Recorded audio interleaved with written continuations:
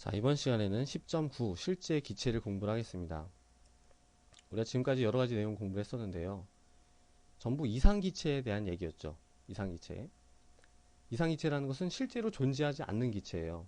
그냥 우리가 가상적으로 만들어 놓은 크기도 없고 분자 간의 인력도 없는 가상적으로 만들어 놓은 그런 기체입니다. 이런 간단한 기체는 이상기체식을 완벽하게 만족을 시켜요.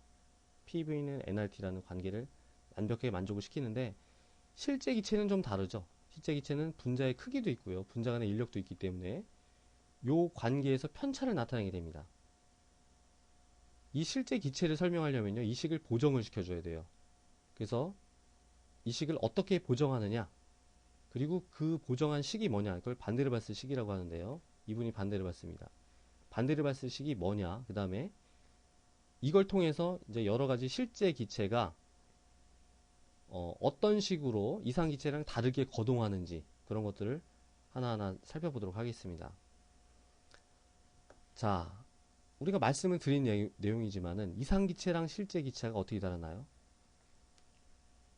딱 두 가지 점에서 달라요. 이상기체는 분자의 크기가 없어요. 점입니다. 점. 근데 실제기체는 작든 크든 부피를 가지고 있죠. 그 다음에 이상기체는 분자 간의 인력이 없습니다. 없어요. 하지만 실제기체는 역시 크든 작든 분자 간의 인력이 있습니다. 요 딱 두 가지 점이 실제기체랑 이상기체의 차이점이 되고, 이 차이점 때문에 이상기체는 PV는 nRT라는 식을 완전히 만족을 시키지만 실제기체는 얘랑 편차가 나타나게 돼요. 자, 그럼 이걸 어떤 방식으로 보정을 해서 실제 기체를 설명할 수 있는 식으로 만들 수 있느냐, 그걸 보겠습니다. 우리가 이상기체 식이 뭐였습니까? PV는 nRT죠. 자, 실제 기체에 대한 보정식은 어떤 형태가 되냐면요, 이런 식이 됩니다. P, 큰 형태는 비슷해요. V는 nRT인데요, 얘를 약간씩 보정을 해줍니다. P 플러스 뭐, V 빼기 뭐는 nRT, 이런 식으로 식이 보정이 되게 돼요. 자, 요게 뭘 의미하고 어떤 식의 형태를 가지는지 이제 공부를 해보죠.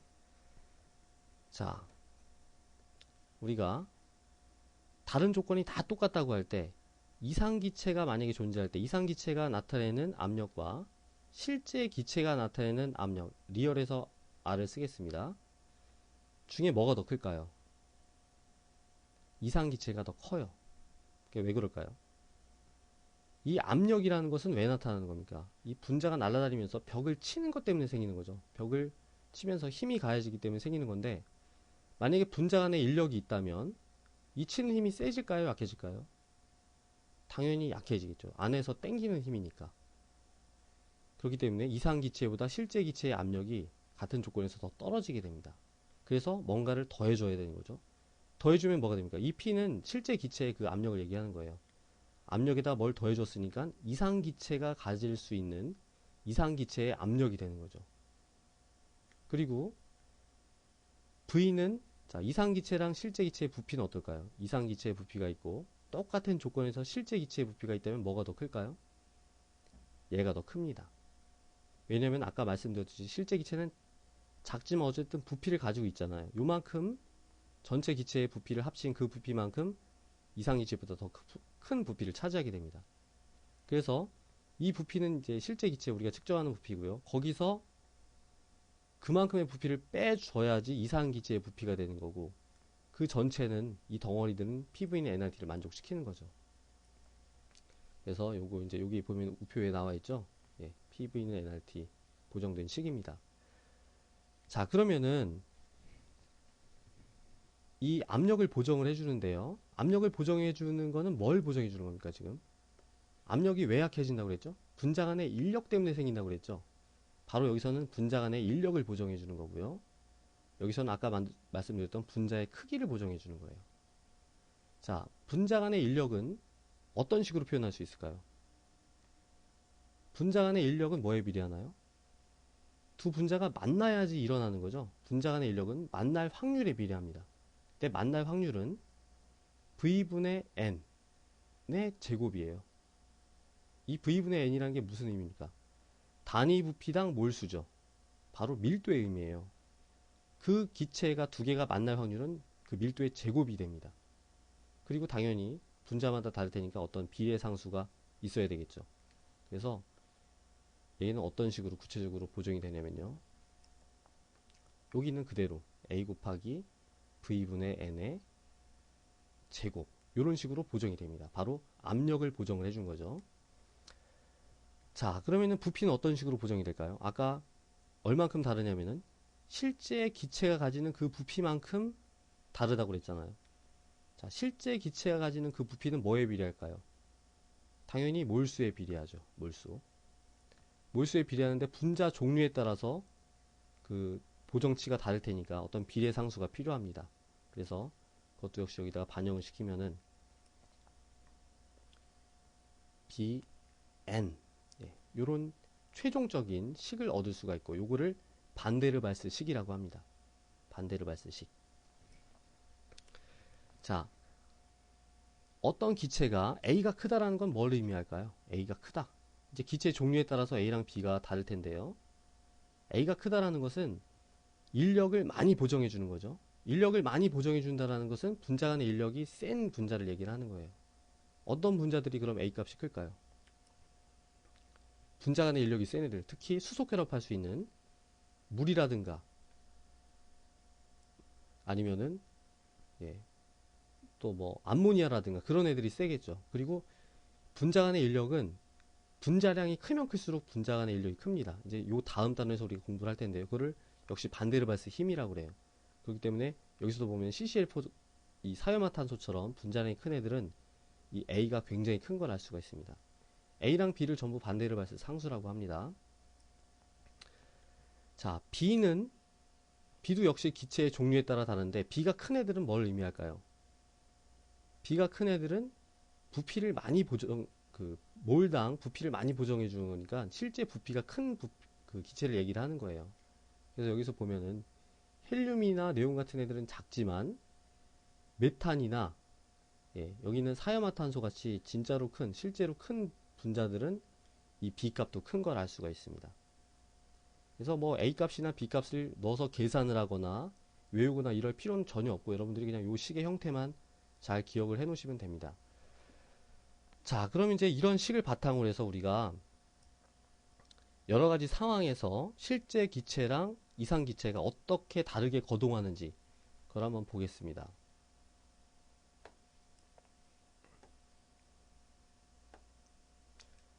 자, 지금 여기 보면요, 굉장히 유명한 그래프가 나옵니다. X축이 P예요. X축이 압력이고요. Y축은 RT분의 PV입니다. 그리고 이제 이따가 자세하게 말씀을 드리겠지만 실제 기체랑 이상 기체가 어떤 방식으로 다르게 거동하는지 잘 나타내주는 그런 그래프입니다. 자, 이 그래프를 해석을 하려면요, X축과 Y축을 알아야 되는데, X축은 어때요? 압력, 간단하죠? 압력입니다. 압력이 200atm, 400atm, 굉장히 높은 압력인데 Y축이 잘 이해가 안 된단 말이에요. RT분의 PV가 도대체 무슨 의미인가 잘 이해가 안 되죠? 자, 이거를 바로 압축인자라고 합니다. 압축인자. 압축인자 Z라고 하고요. 얘는 이제 1몰의 경우라서 RT분의 PV인데 원래는 nRT분의 PV, 요거를 압축인자 Z라고 합니다. 우리가 X축을 압력, Y축을 압축인자로 나타내면 실제 기체랑 이상 기체의 차이를 이렇게 드라마틱하게 나타낼 수가 있습니다. 자, 이 압축인자 어디서 많이 본 것 같죠? 어디서 많이 봤나요? 이상기체식 PV는 nRT에서 본 거죠. 자, 이상기체라면 뭡니까? 항상 Z는 PV는 nRT를 만족하기 때문에 nRT분의 PV는 당연히 1이겠죠. 이상기체는. 그래서 여기도 보면은 이상기체는 항상 어떤 압력이든지 간에 항상 1입니다. 근데 실제 기체는 여러가지 상황에 따라서 이 Z가 1보다 클 수도 있고 1보다 작을 수도 있다 이거예요. 그걸 이제 나타낸 겁니다. 자, Z가 nRT분의 PV라고 하는데 이게 도대체 무슨 의미냐? 역시 이해가 안 되죠. 이건 어떤 의미를 가지냐면요, 바로 이런 의미를 가집니다. 이거예요. 뭐냐면은 이상기체의 부피분의 실제 기체의 부피입니다. 이상기체의 부피분의 실제 기체의 부피. 만약에 Z가 1이다 그럼 무슨 뜻일까요?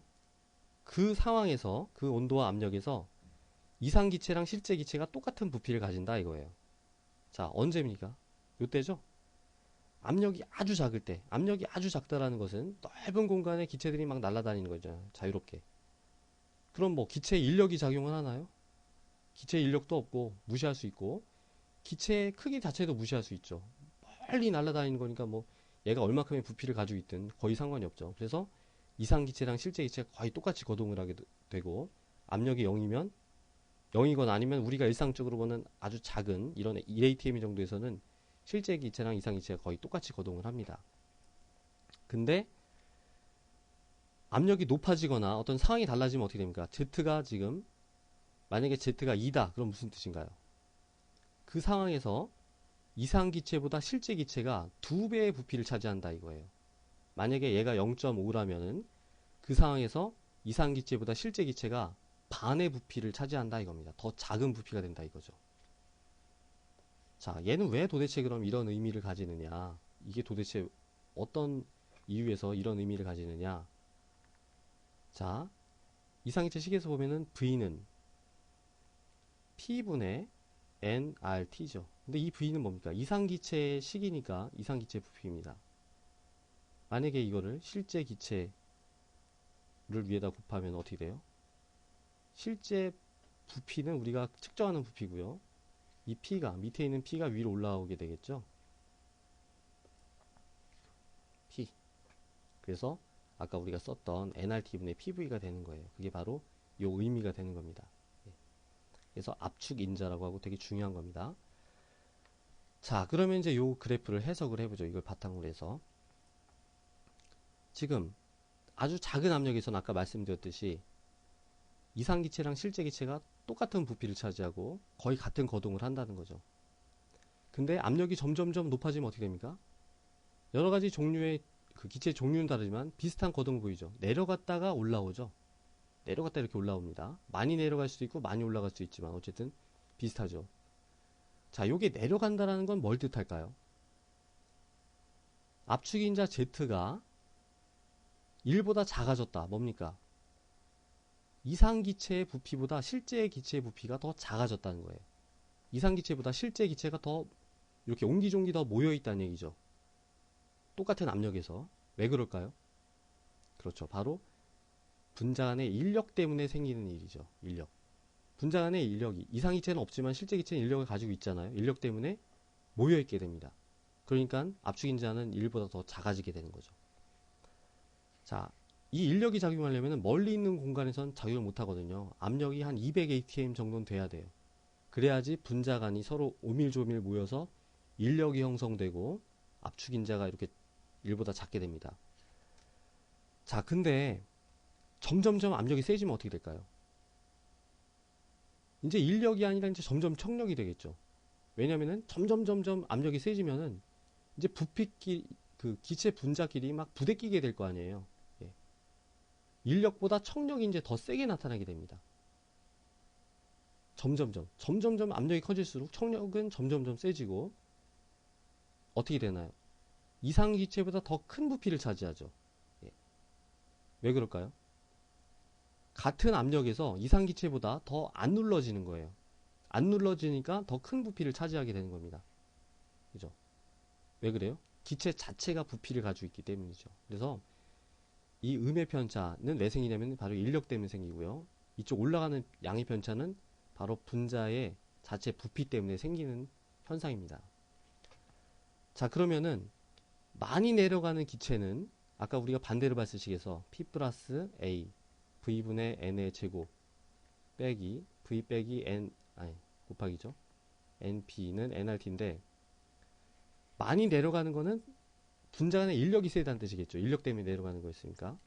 많이 내려가는 분자는 그럼 뭐가 큽니까? 여기서 A가 크겠죠. 예. A가 큰 애들 보세요.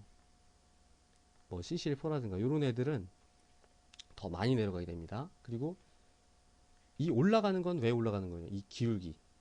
기울기라는 것은 그 기체 자체의 부피 때문에 생기는 거죠. 기울기가 큰 애는 결국은 어떤 효과를 극복하고 결국은 압력이 높아지면은 양의 편차가 제일 크게 됩니다. 그러니까 기체의 부피가 크면 클수록 이 기울기가 크다고 할 수 있죠. 이 B가 큰 겁니다. 그래서 우리가 예상할 수 있듯이 여러 가지 지금 이 그래프에서 보면요. 예, 이산화탄소가 지금 제일 작죠. 이산화탄소의 A가 제일 크고 여기 나와 있는 기체 중에서는요. 그 다음에 제일 기울기가 큰 메탄이 역시 그 B 값이 제일 큰 걸 알 수가 있습니다. 자, 그래서 지금까지 본 게 뭔가요? 이 반대를 봤을 식을 바탕으로 해서 실제 기체랑 이상 기체가 어떻게 다르게 거동을 하는지를 압력과 압축인자 그래프로부터 우리가 이해를 했습니다. 자, 또 하나 이제 볼 게 있는데요. 지금 우리가 본 거는 특정 온도에서 다른 종류의 기체가 어떻게 거동하는지를 봤죠. 근데 똑같은 기체라고 하더라도 온도에 따라서 다른 거동을 보일 수도 있겠죠. 자, 어떨까요? 온도가 높을 때랑 낮을 때가 나와 있는데 똑같은 기체입니다. 어떤가요? 예. 얘는 지금 N2 질소 기체인데요. 어떨 때 가장 편차가 적나요? 바로 1000K죠. 예. 온도가 높으면은 이상 기체랑 실제 기체가 거의 비슷한 거동을 보입니다. 반면에 온도가 낮으면은 편차가 크죠. 이건 왜 그런가요? 그렇죠. 온도가 높으면은 기체들이 더 빠르게 큰 운동 에너지를 가지고 날아다니는 거잖아요. 그러면은 기체의 인력이 무시가 될 수 있습니다. 그죠? 세게 날아다니는 거기 때문에 인력이 무시가 될 수 있어요. 예. 그렇기 때문에 이런 식의 거동을 보이게 되고요. 반대로 온도가 낮으면은 인력 효과를 무시할 수 없기 때문에 이렇게 많은 편차를 보이는 걸 알 수가 있습니다.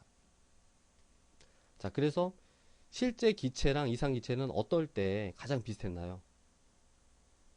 압력이 낮을 때, 그리고 온도가 높을 때, 실제 기체랑 이상 기체는 서로 거의 비슷하게 거동을 하게 됩니다.